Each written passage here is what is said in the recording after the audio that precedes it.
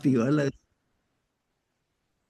Entonces, aquí en el capítulo 3 de Primera de Pedro, estos versículos 18 al 22, como les mandé a contar ahí, si alguno de ustedes es quejoso cuando le aparecen versículos un poco difíciles, pues yo les decía que hoy pueden aprovechar para seguirse quejando porque Pedro nos hizo una bonita con esta parte, ¿verdad?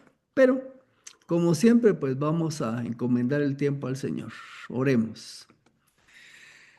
Padre, ponemos en tus manos este tiempo de estudio de tu palabra, que tu Espíritu Santo nos vaya guiando, educando y enseñando. Y también queremos aprovechar para darte gracias porque hemos escuchado aquí unos testimonios de oraciones respondidas. Te damos gracias por la nietecita de los Betorazzi, también por la operación de Jorge Luis y otros hermanos que han estado acudiendo a tu presencia. Te damos gracias por tu cuidado sobre ellos. En el nombre de Jesús oramos esta noche. Amén. Muy bien. El, en este estudio, si ustedes se recordarán, terminamos el anterior con los versículos 16 y 17. Pedro dice, tengan buena conciencia, ¿para qué? Hola. En lo que hablan mal, sean avergonzados los que se burlan de su buena manera de vivir en Cristo. Noten acá, porque es mejor que padezcan haciendo el bien, si la voluntad de Dios así lo quiere, que haciendo el mal. Esa palabra padezcan también puede traducirse como sufrir, ¿verdad? Pero curiosamente, en el siguiente versículo va a aparecer la misma palabra a manera de contraste, porque el versículo 18 dice, porque Cristo también padeció una vez para siempre por los pecados, el justo por los injustos para llevarnos a Dios, siendo a la verdad muerto en la carne, pero vivificado en el Espíritu. Cuando dice, es mejor que padezcan, les dije que también podía traducirse como sufran, y también hay otra posible traducción que anoto aquí adelantito, ¿verdad? Le recuerda a los creyentes que sí, a veces en la vida uno va a padecer, va a sufrir, pero Jesucristo también padeció. Y por supuesto que el padecimiento de Cristo fue superlativo, ¿me explico? Porque su padecimiento fue porque pagó por los pecados de toda la humanidad. Y precisamente una de las Biblias, la Nueva Biblia de las Américas, en vez de decir que Cristo padeció, anota que también murió, dice, ¿verdad? En vez de que Cristo padeció, dice que murió y también es una posible traducción. Uno de los comentaristas que consulté decía, en algunos casos, el padecimiento de los creyentes puede llevar hasta experimentar la muerte. Si ustedes quieren algún ejemplo, se acordarán de Jacobo, el hermano de Juan, los hijos de Zebedeo. Jacobo falleció. Miren, si ustedes, cuando ustedes leen los evangelios, ven que Jesús tenía un grupo cercano que estaba compuesto por Pedro, Jacobo y Juan. Y uno hubiera pensado que en el desarrollo de la historia, pues estos iban a caminar por largo tiempo. Sin embargo, Jacobo lo mandó a matar a Herodes en los primeros años de la cristiandad. ¿Quieren ver otro que padeció hasta la muerte? Fue Esteban. Esteban dio testimonio ante el Sanedrín y lo mataron a pedradas, ¿verdad? Entonces sí, en ocasiones los creyentes sufren y sufren hasta la muerte. Nos dice el versículo 18 que Cristo padeció una vez para siempre por los pecados. Y uno a veces se podría preguntar, bueno, ¿y por qué tiene que resaltar el hecho de que fue una vez y para siempre? Si ustedes se recordarán en sus lecturas del Antiguo Testamento, aquí busqué una imagen, ¿verdad? Y si se fijan, ahí tienen dos machos cabríos. Además de todos los sacrificios que están escritos en la ley que tenían que realizar por distintas razones los judíos, había un día especial que es el día de la expiación. Ese día de esos dos machos cabríos, uno era sacrificado por los pecados de todo el pueblo, ¿verdad? Eso lo hacían cada año. Y por cierto, si ustedes se preguntan por qué hay dos, porque a uno lo mataban, lo sacrificaban y esa sangre era derramada dentro del lugar santísimo. ¿Y qué pasaba con el otro macho cabrío? El sumo sacerdote ponía las manos sobre la cabeza de este animal y luego era llevado al desierto para que ahí se extraviara y eso simbolizaba cómo Dios perdonaba los pecados del pueblo de tal manera que se alejaban y lo más lejos que se fueran y quedaba en el olvido. Así Dios era como perdonaba al pueblo. Bueno, eso lo tenían que hacer cada año. Sin embargo, Jesucristo, el Cordero de Dios que quita el pecado del mundo, como menciona acá este pasaje de Hebreos 9, dice que Jesucristo tampoco entró para ofrecerse muchas veces a sí mismo, como entra cada año el sumo sacerdote en el lugar santísimo con sangre ajena. De otra manera, si no fuera por como lo hizo, le habría sido necesario a Jesucristo padecer muchas veces desde la fundación del mundo. Pero ahora Él se ha presentado una vez para siempre en la consumación de los siglos para quitar el pecado mediante el sacrificio de sí mismo. Así que por eso Pedro está diciendo que Cristo padeció una vez y eso fue para siempre, ¿verdad? Y lo ratifica el pasaje de Hebreos. Continúa el versículo 18, dice, el que padeció fue el justo por los injustos. ¿Para qué? Para llevarnos a Dios. Ustedes se recordarán que Jesucristo incluso en alguna oportunidad dijo que si alguien moría por otro, lo más probable es que lo haría por alguien a quien apreciaba o amaba, pero no por alguien ajeno. Jesucristo sí lo hizo, ¿verdad? El justo, el que no debía nada, el que no había pecado, pagó por los deudores que éramos nosotros y toda la humanidad. Como dice 2 Corintios 5:21, al que no conoció pecado, por nosotros Dios lo hizo pecado para que nosotros fuéramos hechos justicia de Dios en él, ¿verdad? Otra manera de expresarlo. Dicho en otras palabras, siendo la verdad muerto en la carne, pero vivificado en el espíritu, Cristo murió realmente. Su cuerpo permaneció muerto por 3 días, pero su espíritu permaneció vivo. Ahora, algunos se podría preguntar, bueno, ¿y por qué hay que darle énfasis aquí, como dice esta expresión? Cristo murió realmente, su cuerpo permaneció muerto por 3 días. Recuerden que en el inicio de la iglesia cristiana hubo personas que negaron la muerte de Cristo. ¿Y qué es lo que decían? Algunos decían que en realidad Cristo no había muerto, sino que se había desmayado y que lo habían llevado a la tumba y ahí estuvo como en un estado cataléptico, ¿verdad? Y después revivió, pero no es así. Y hay hermanos que se han dedicado a estudiar el proceso de la crucifixión.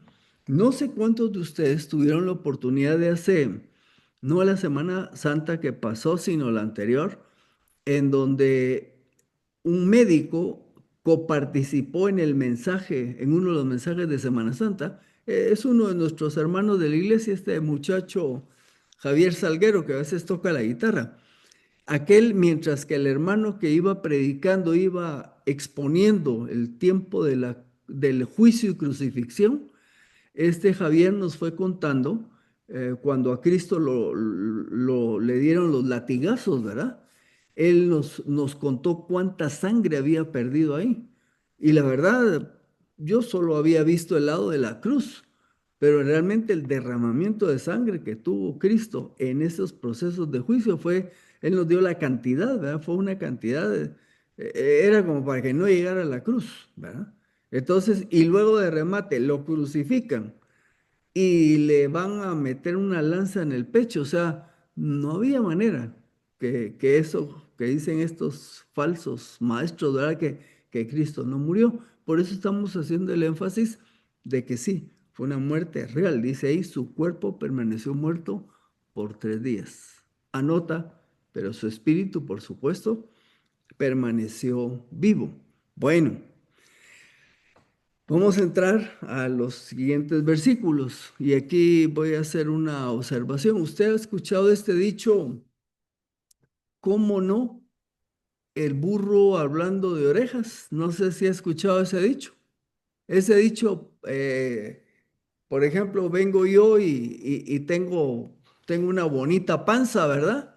Y entonces empiezo a hablar de los otros panzones y yo también soy panzón, entonces me van a decir, ¿cómo no? El burro hablando de orejas, ¿verdad? Ahí viene el dicho, estoy diciendo algo y yo también tengo eso. Bueno, pues lo utilicé aquí y les voy a decir por qué. Fíjense que Pedro, refiriéndose a los escritos de Pablo, ¿verdad? Aquí en sus epístolas, me parece que es en la segunda epístola, Pedro dice lo siguiente, él se refiere a Pablo, habla de estas cosas en todas sus epístolas, en las cuales hay algunas cosas difíciles de entender, que los indoctos e inconstantes tuercen, como lo hacen también con las otras escrituras, para su propia destrucción. Pero Pedro está diciendo acerca de Pablo que tiene cosas difíciles de entender. Y ahorita que vamos a entrar a esta parte de Pedro, pues él también, ¿verdad? Si estos versículos que nos dejó complicados. Así que miren lo que nos dejó Pedro. Versículo 19 al 20a. Recuérdense que nos está diciendo que Jesucristo murió, pero o mejor se los voy a regresar para que miremos así como lo expresó. Dice, pero me voy a ir al mero versículo, vamos a ver, aquí está también, aquí está. Cristo también padeció una vez para siempre por los pecados, el justo por los injustos, para llevarnos a Dios, siendo la verdad muerto en la carne, pero, este es lo que quiero que liguemos con lo que viene, pero vivificado en el Espíritu. Ok, entonces, vivificado en el Espíritu, y ahora va a continuar con lo siguiente. En el cual, o sea, vivificado en el Espíritu, y ahora dice Pedro, en el cual, ¿verdad? O sea, en el Espíritu, también fue y predicó a los espíritus encarcelados que en otro tiempo fueron desobedientes, cuando en los días de Noé la paciencia de Dios esperaba mientras se construía el arca. Y este son el tipo de pasajes, yo le diría que lo primero que vimos, que Cristo padeció por nuestros pecados, que murió y por una vez pagó por los pecados, que fue sepultado, que resucitó, eso es un mensaje mucho más maravilloso, pero como esto está difícil de entender, a veces nos llama la atención. Y para que se preparen, pues no les voy a dar una respuesta definitiva porque hay una multitud de interpretaciones de esto, ¿verdad? Sí les voy a decir con la que yo con la que me quedo, ¿verdad? Pero vamos a ver algunas de estas. Así que nos podemos hacer la pregunta, dice que Cristo fue y predicó. Y entonces podemos preguntarnos, ¿qué predicó? ¿Verdad? Bueno, primero una aclaración. La palabra que aquí dice predicó viene del griego que es keruso. Eso quiere decir anunciar, proclamar, predicar, anunciar un mensaje públicamente. ¿Por qué aclaramos esto? Porque no dice que Cristo fue y evangelizó, porque esa es otra palabra que se utiliza en la escritura, pero cuando se utiliza la palabra que es evangelizar, ese es compartir el mensaje de salvación. En este caso, ¿qué predicó? Algo. Fue a decir algo, pero no fue a compartir el evangelio. Eso es lo que tiene que quedarnos claros, ¿verdad? Lo que algunos consideran que hizo fue a anunciar su victoria en la cruz. No a compartir el evangelio, sino a anunciar su victoria en la cruz, pero vamos a ver un poco más. ¿A quiénes? ¿A quiénes les fue a predicar? Pues el pasaje dice que fue a espíritus encarcelados. Y entonces usted va a preguntarse, bueno, ¿y quiénes son esos espíritus encarcelados, verdad? El, el sitio que se llama God Questions, y con esta es con la que voy a volver a repetir, dice, sabemos cuatro cosas sobre los espíritus que se mencionan en Primera de Pedro 3:19. A ver, número uno, como son espíritus, son intangibles. Dos, son espíritus que están encarcelados, porque así lo está diciendo Pedro, ¿verdad? Su pecado se cometió antes del diluvio, porque el pasaje nos dice que fue en los días de Noé, antes del diluvio. Y dice, de acuerdo a esto, que Jesús visitó el lugar de su cautiverio para anunciarles algo. No dice qué, me explico. En base al versículo, estas cuatro cosas sí las podemos afirmar, que son intangibles porque son espíritus que están encarcelados, que fue antes del diluvio y que les fue a anunciar algo. Otro va a comentar lo siguiente.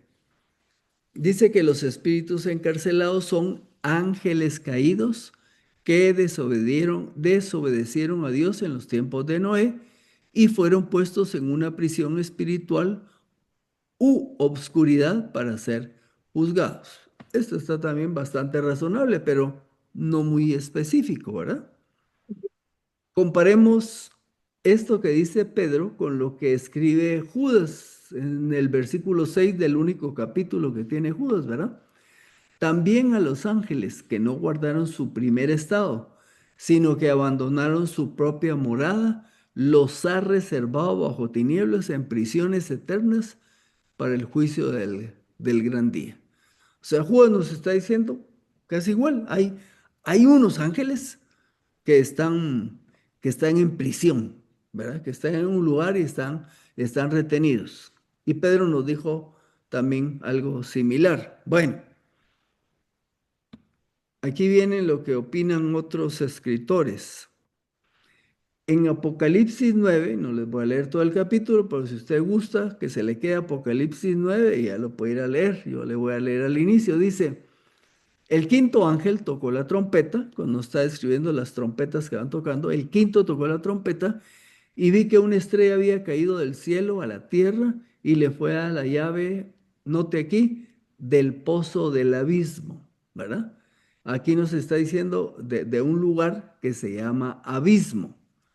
Y abrió el pozo del abismo y subió humo de fuego como el humo de un gran horno. Y fue oscurecido el sol y también el aire por el humo del pozo. Y del humo salieron langostas sobre la tierra. Y les fue dado poder como tienen poder los escorpiones de la tierra. Voy a aclarar, no son langostas literales. Y cuando usted piensa en langostas, si usted se considera de alta alcurnia y muy fino, entonces yo le pongo la palabra langosta y va a pensar en las langostas, los crustáceos esos que venden en los restaurantes. Pero aquí en el lenguaje bíblico, las langostas son una especie de grillos grandototes, ¿verdad? Que son los que arrasan con los cultivos por allá por las tierras de Medio Oriente. Son como unos grillotes, ¿verdad? Bueno, entonces dice que salen unas langostas, pero no son langostas literales. Vamos a ver un poco más. Versículo 7, me adelanté algunos. El aspecto de las langostas era semejante a caballos equipados para la guerra. Sobre sus cabezas tenían como coronas semejantes al oro y sus caras eran como caras de hombres. Me brinco al versículo 11. Estas langostas tienen sobre sí un rey, el ángel del abismo, cuyo nombre en hebreo es Abadón y en griego tiene por nombre Apolión. Ok, ¿quiénes son estas langostas? Demonios, ángeles caídos, que estaban prisioneros en lo que aquí se describe como el abismo. Esto que les estoy diciendo aquí es solo una ampliación de lo que se cree que son estos espíritus encarcelados que habla Pedro. Posiblemente tienen relación con esos demonios que estaban sujetos en este lugar llamado abismo y que van a ser liberados en el tiempo final, cuando sea el tiempo del Apocalipsis. Ahora, algunos otros escritores, no sé si ustedes se recordarán, que cuando Jesús llega a Gadara, donde está aquel fulano que tenía un montón de demonios adentro y que Jesús los va a sacar y le piden que por favor que no los envíe al abismo. Algunos consideran que se está refiriendo a este lugar de prisión y que mejor los mande con un grupo de cerdos que habían ahí. Es solo para referirse a este lugar. Entonces, para ir tratando de entender, lo que se considera es de que Dios tiene aprisionados a X cantidad de demonios, porque son, digamos, malvados, lo peor de lo peor, y los tiene encarcelados. Y van a ser liberados en el tiempo final, como lo que estamos viendo aquí en Apocalipsis. Entonces, algunos creen que es a estos demonios encarcelados a los que Jesús les fue a decir algo. Yo les anoté anteriormente. Algunos creen que lo que hizo Jesús fue ir y proclamarles que había tenido victoria en la cruz. Porque Satanás y sus demonios, cuando Cristo muere en la cruz, han de haber pensado que habían logrado la victoria, ¿me explico? Y no, porque Jesús resucitó.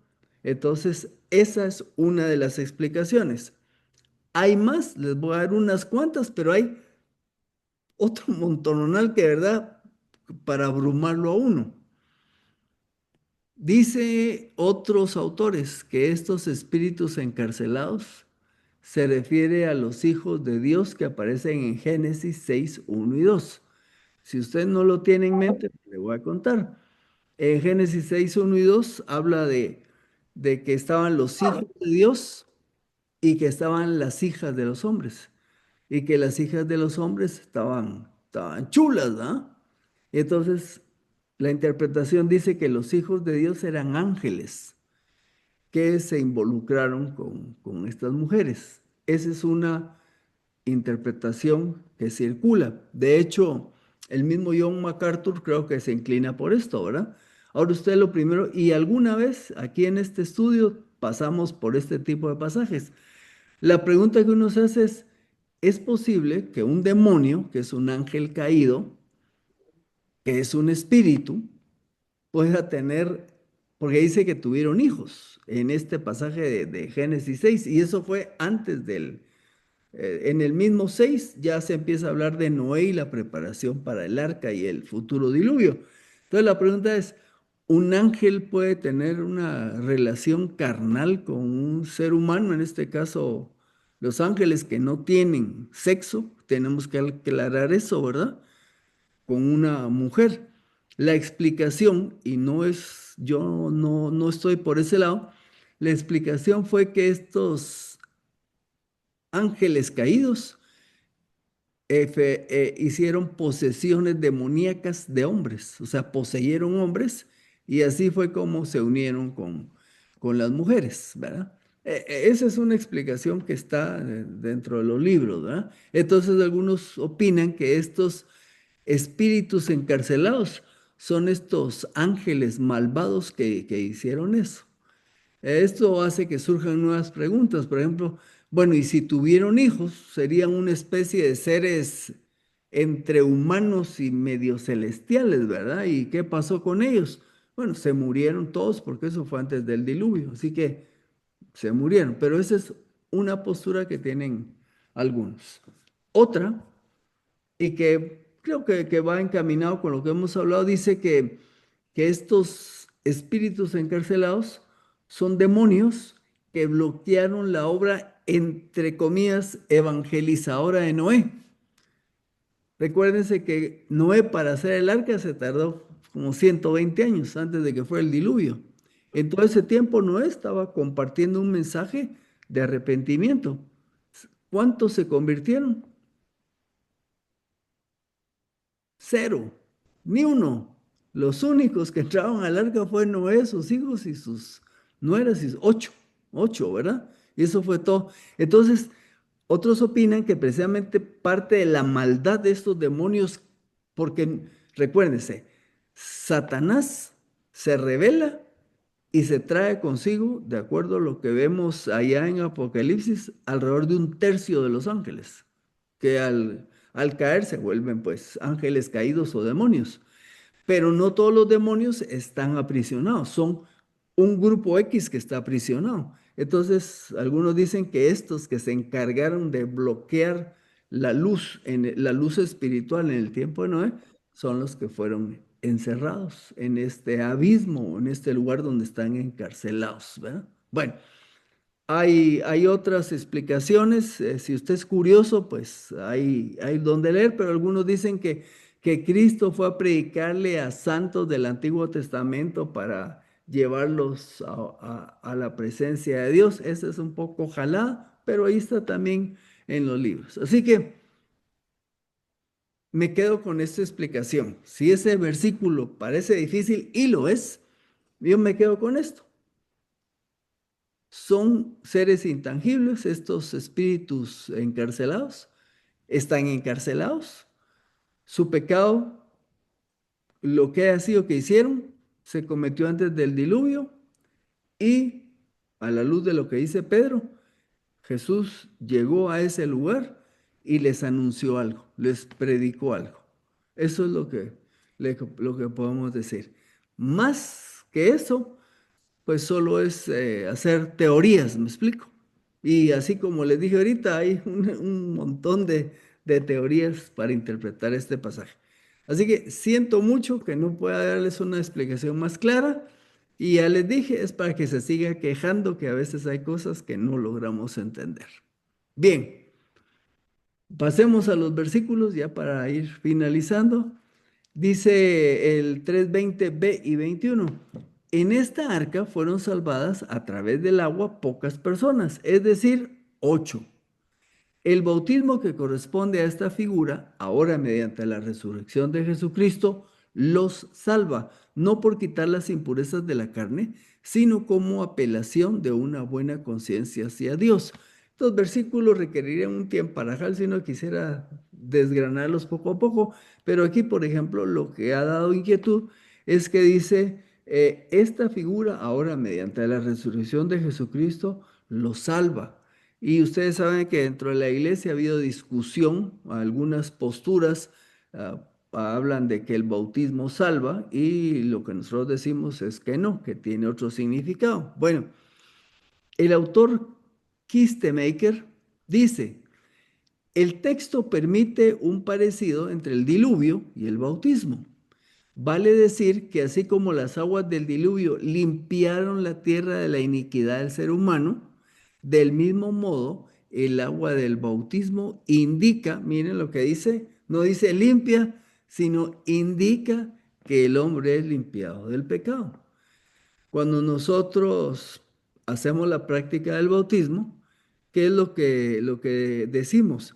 La persona da testimonio que ha creído en Cristo Jesús y entonces, mediante el acto del bautismo, se está haciendo una manifestación pública de un hecho interno. Cuando una persona se bautiza, lo que está diciendo, he creído en Cristo como mi Señor y Salvador. Pero el bautismo en sí no es el que salva es Jesucristo. Continúa Kistemaker, así como el diluvio separó a Noé y a su familia del malvado mundo de su época, así el bautismo separa a los creyentes del presente mundo malo. El bautismo es entonces la contrapartida del diluvio. Y termina con ese comentario. El bautismo es un símbolo de la limpieza del creyente del pecado. Pero la escritura no enseña que el agua bautismal salva a la persona. Por el contrario, el creyente es salvo por la muerte expiatoria de Cristo en la cruz y por su resurrección de la tumba. El bautismo es un símbolo de la sangre de Cristo derramada que limpia al creyente del pecado. Hay algunas confesiones protestantes que tienen un dejo de este asunto. Por ejemplo, aquí pues no conocemos a veces mucho de otras iglesias, pero hay un par de iglesias hasta donde nuevamente que tienen la práctica del bautismo de niños, quitando la iglesia católico romana, porque ustedes saben que ahí se practica el bautismo de niños y tiene ese sentido de salvación. Dentro de las iglesias no católicas protestantes, la iglesia luterana practica el bautismo de niños y la iglesia presbiteriana también, ¿verdad? Y tienen su sustento y todo lo demás. Si ustedes se van con un bautista, ellos no, ahí es solo personas que ya con una comprensión adecuada dan testimonio de que han entregado su vida a Cristo y ellos son los que son bautizados. Nosotros también creemos que el bautismo no da salvación, es la fe en Cristo. El bautismo es un hecho público, simbólico, que da testimonio de esa realidad interna. No es porque aquí haya gente que lo dudara, solo lo estamos repasando. Llegamos al versículo final. Ahora Él, o sea, Cristo, habiendo ascendido al cielo, está a la diestra de Dios.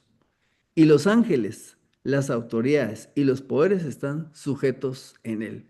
Y aquí Pedro nos lleva a un clímax, ¿verdad? Porque inició esta sección hablando de Cristo padeciendo, padeció por supuesto en la cruz, murió, resucita al tercer día y entonces nos lleva ahora Pedro a decirnos, ahora está a la diestra del Padre y ahora ejerciendo la autoridad suprema sobre todos los demás. Y como hemos estado estudiando que Pedro se da en un contexto de persecución, de sufrimiento, entonces nos da consuelo diciéndonos que nuestro Señor y Salvador es el Rey, el Señor supremo de todo. Y en esto debemos de confiar, aún en momentos en que a veces tenemos padecimientos. Así que vamos a llegar hasta acá, como siempre, deseando una buena noche y vamos a pasar entonces al tiempo de